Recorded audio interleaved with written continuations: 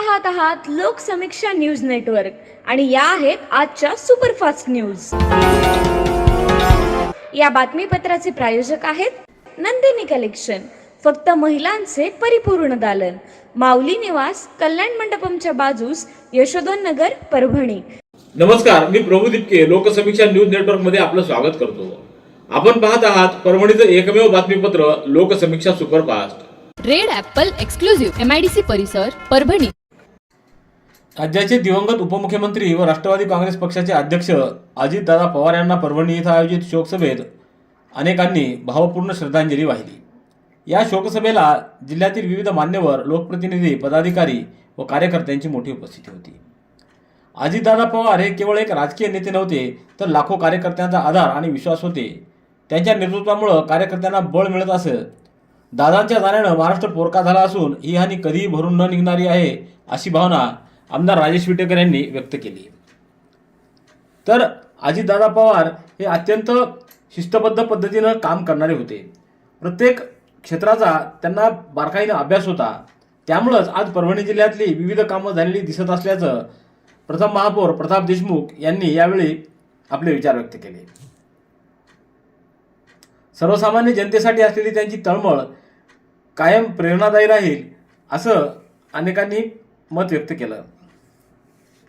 यावेळी खासदार संजय जाधव, आमदार डॉक्टर रत्नाकर गुट्टे, माजी आमदार सुरेश देशमुख, माजी खासदार तुकाराम रेंगे, माजी महापौर प्रताप देशमुख, माजी आमदार विजय भांबळे, अशोक सोनी, सुरेश नागरे, भगवानराव वाघमारे, डॉक्टर विवेक नावंदर, माजी आमदार विजय गव्हाणे, तहसीन खान, संतोष बोबडे, सचिन आंबेलवादे, चंद्रकांत राठोड, अंकुश लाड, मोईज मास्टर, लक्ष्मीकांत देशमुख, भावनाताई नखाते, विजय जामकर, अक्षय देशमुख, शाकीर सिद्दीकी, जाकीर लाला, दादासाहेब टेंगसे यांच्यासह जिल्हा परिषद, पंचायत समितीचे उमेदवार, नगर परिषद व महापालिकेचे सदस्य तसंच राष्ट्रवादी काँग्रेस पक्षाचे पदाधिकारी व नागरिकांची मोठ्या संख्येने उपस्थिती होती।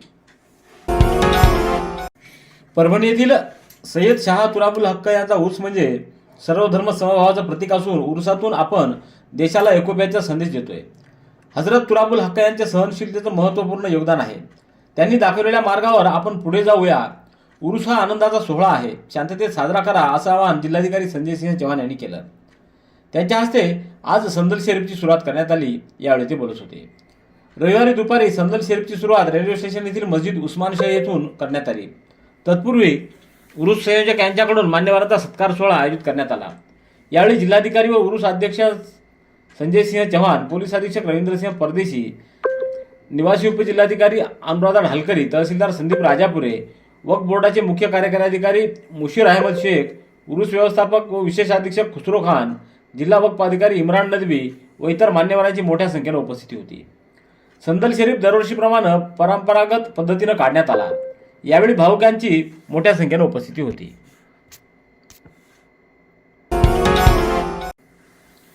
परभणीच्या हजरत सय्यद शाह तुराबुल हक यांच्या उर्साला आजपासून सुरुवात झाली असून या उर्सादरम्यान भाविकांच्या सोयी सुविधांसाठी प्रशासनाने जय्यत तयारी केली आहे। आजपासून सुरू झालेला उर्स हा 10 फेब्रुवारीपर्यंत सुरू राहणार आहे। तर या उर्साची वेळ रात्री 10 वाजेपर्यंत दिलेली असून यानंतर उर्स यात्रा थांबवण्यात येणार आहे। तर भाविकांच्या सोयीसाठी विविध विभागांकडून जय्यत तयारी करण्यात आली असून भाविकांना कुठलीही अडचण येणार नाही याची काळजी घ्यावी, असं आवाहन जिल्हाधिकारी संजय सिंह चव्हाण यांनी केलं आहे। सततचे दवाखाने करून कंटाळलात? आता शेवटचा उपाय।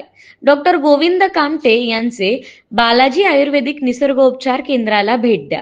शुगर, मूळव्याध, ॲलर्जी, सोरायसिस, गजकर्ण, दमा, लठ्ठपणा, गुडघेदुखी, कंबरदुखी, वात, गाठीचे आजार, लकवा, केस गळणे, मुतखडा, सफेद डाग यांसारख्या जुनाट आजारांवर खात्रीशीर उपचार केले जातात। दारू सोडवण्यासाठी विशेष उपचार उपलब्ध। संपर्क डॉक्टर गोविंद कामटे, आयुर्वेद विद्याविशारद, बालाजी आयुर्वेदिक निसर्गोपचार केंद्र, तलाठी कार्यालयाच्या बाजूला, वसमत रोड, परभणी। संपर्क 9921691008। परभणी शहरासह जिल्ह्यातून विविध ठिकाणाहून चोरी गेलेल्या दुचाकीचा शोध लावण्यासाठी नानलपेठ आणि पालम पोलिसांनी विशेष कारवाई केली आहे।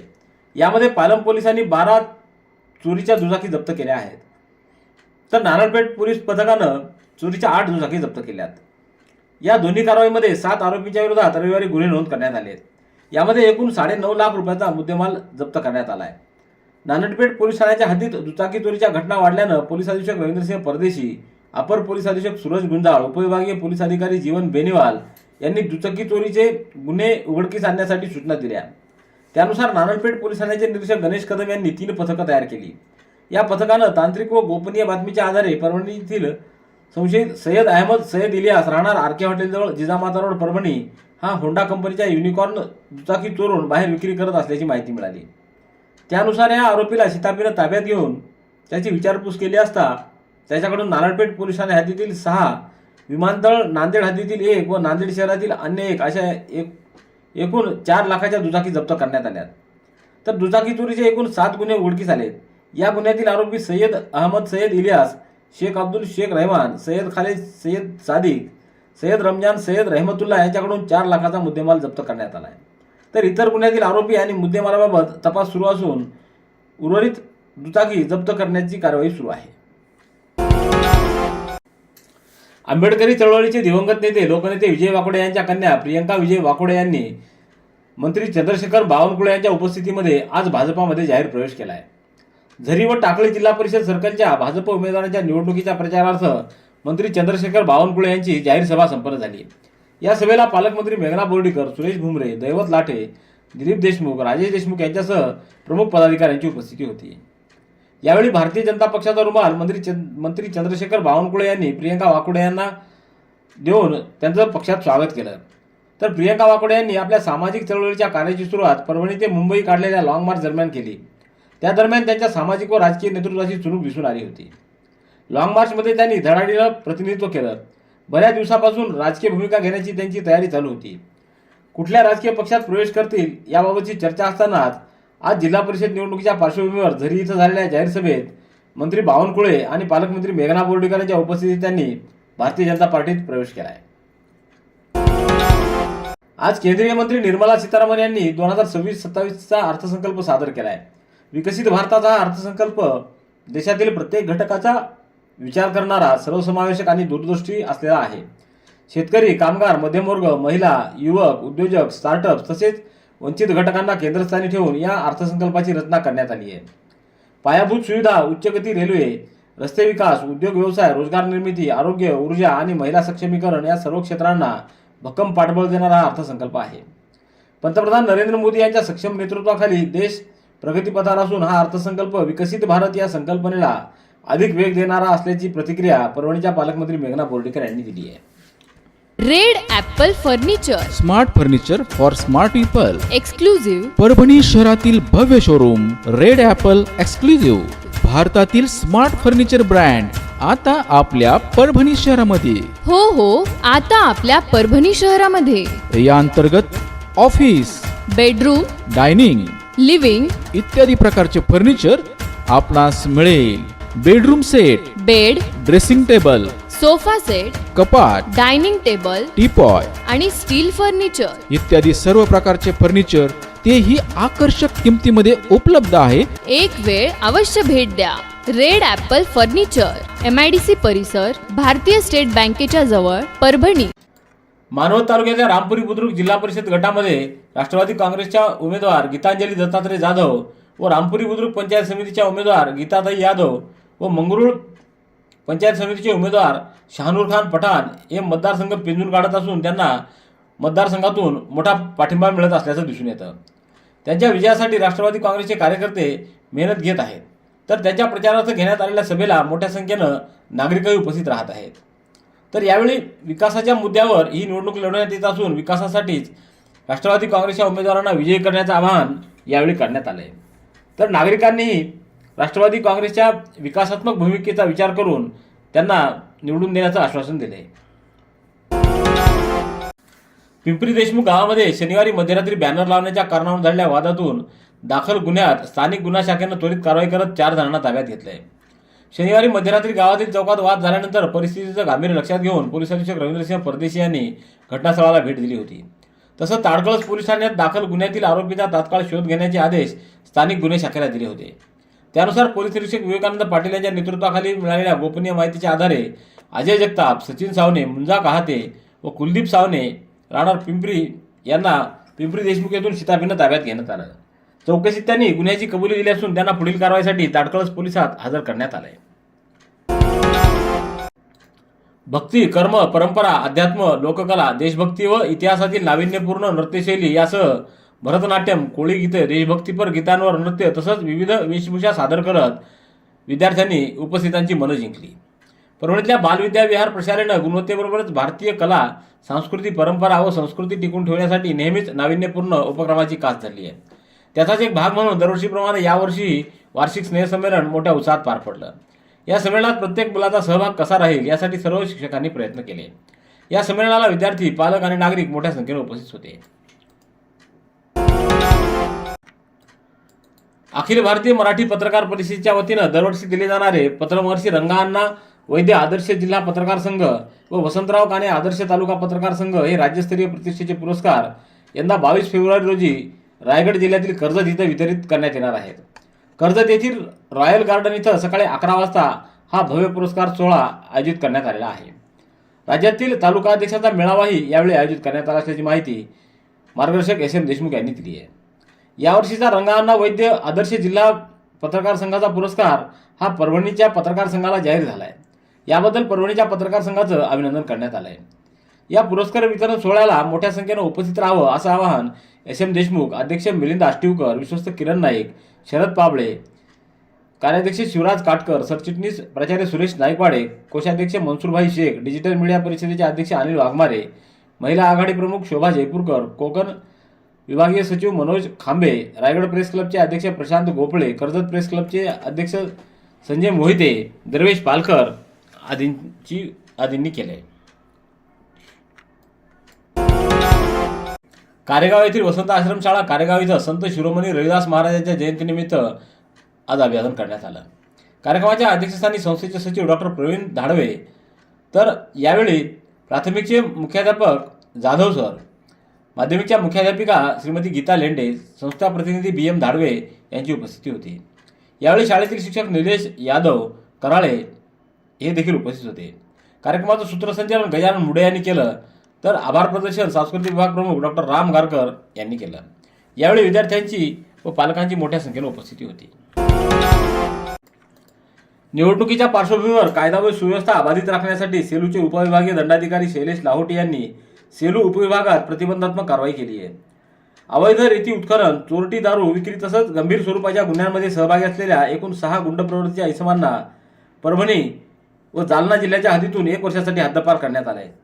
30 जानेवारी रोजी हद्दपार करण्यात आलेल्या इसमांची नावं पुढील प्रमाणे आहेत. गोपाळ पांढरे, अवैध वाळू चोरी प्रकरणी सेलू पोलीस ठाण्यात 3 गुन्हे दाखल. रामचंद्र छुळगुंडे, अवैध वाळू चोरी, नशा करणे व खुनाचा प्रयत्न, एकूण 5 गुन्हे. नागेश साबळे, अवैध वाळू चोरी व नशा करणं, एकूण 3 गुन्हे. प्रतीक निकाळजे, अवैध दारू विक्री व दहशत निर्माण करणे, एकूण 3 गुन्हे. गजानन मोगल, अवैध दारू विक्री, नशा करणे व खुनाचा प्रयत्न, सेलू येथे 7 आणि चारठाणा येथे 3 असे एकूण 10 गुन्हे दाखल. अभिमान खाडे, अवैध वाळू चोरी, नशा करणे व खुनाचा प्रयत्न असे एकूण 5 गुन्हे दाखल झालेले आहेत. केंद्रीय अर्थसंकल्प हा युवा, तंत्रज्ञान, AI, शेतकरी, शिक्षण, आयुर्वेद, सेवा प्रकल्प, भारतीय 12 बलुतेदार म्हणजे सेवा क्षेत्रासाठी भरीव अर्थसंकल्प असून भारतीय युवा शिक्षण घेणाऱ्यांसाठी आत्मनिर्भर भारताचा वेध घेऊन तयार केलेला असून तो निश्चित बेरोजगार शिक्षणासाठी प्रेरणादायी ठरेल. आयकर सुलभ करण्यासाठी 1 एप्रिलपासून नवा सुलभ प्राप्तिकर कायदा अंमलात येईल. तर विवाहित जोडप्यांना संयुक्त आयकर भरताना सवलत देण्यात येणार आहे. त्यामुळे उन्नतीकडे वाटचाल करणारा अर्थसंकल्प असल्याची प्रतिक्रिया कर सल्लागार राजकुमार भामरे यांनी दिली आहे. परभणीच्या वसंतराव नाईक मराठवाडा कृषी विद्यापीठामध्ये 28 ते 31 जानेवारी दरम्यान आविष्कार 2026 हे संशोधन संमेलन नुकतंच संपन्न झालं. या राज्यस्तरीय संशोधन स्पर्धेअंतर्गत संशोधन सादरीकरणासाठी 6 विषयामध्ये स्पर्धा घेण्यात आल्या. आविष्कार 2026 या राज्यस्तरीय संशोधन स्पर्धेअंतर्गत संशोधन सादरीकरणासाठी 6 प्रमुख विषय गटांमध्ये स्पर्धा घेण्यात आल्या. त्यामध्ये मानविकी, भाषा व ललित कला, वाणिज्य व्यवस्थापन व कायदा, शुद्ध विज्ञान, कृषी व पशुसंवर्धन, अभियांत्रिकी व तंत्रज्ञान, वैद्यकीय व औषध निर्माणशास्त्र असे 6 विषय होते. 29 जानेवारी रोजी 867 संशोधक विद्यार्थ्यांचे पोस्टर, मॉडेल व विविध प्रयोगाचं सादरीकरण घेण्यात आलं. या दरम्यान विद्यापीठाच्या प्रयोगदालनाला कुलगुरू इंद्रमणी यांनी भेट दिली. यावेळी त्यांच्यासमवेत आविष्कार समितीचे नियंत्रक doctor Bhagwan Asewar, doctor Rakesh Ahire, Deepak Kashalkar, doctor Rajesh Kadam, doctor Babasaheb Thombre, doctor Pravin Vaidya आदींची उपस्थिती होती. तर 30 जानेवारी रोजी पोस्टर सादरीकरणातून निवड झालेल्या सर्व संशोधक विद्यार्थ्यांचे पोडियम सादरीकरण घेण्यात आलं. पोडियम सादरीकरणाच्या प्रारंभी शिक्षण संचालक डॉक्टर भगवान आसेवार यांच्या अध्यक्षतेखाली सर्व परीक्षकांची बैठक पार पडली. जिंतूर येथील विलासराव देशमुख उर्दू माध्यमिक व उच्च माध्यमिक शाळेत वार्षिक स्नेहसंमेलन उत्साहात संपन्न झालं.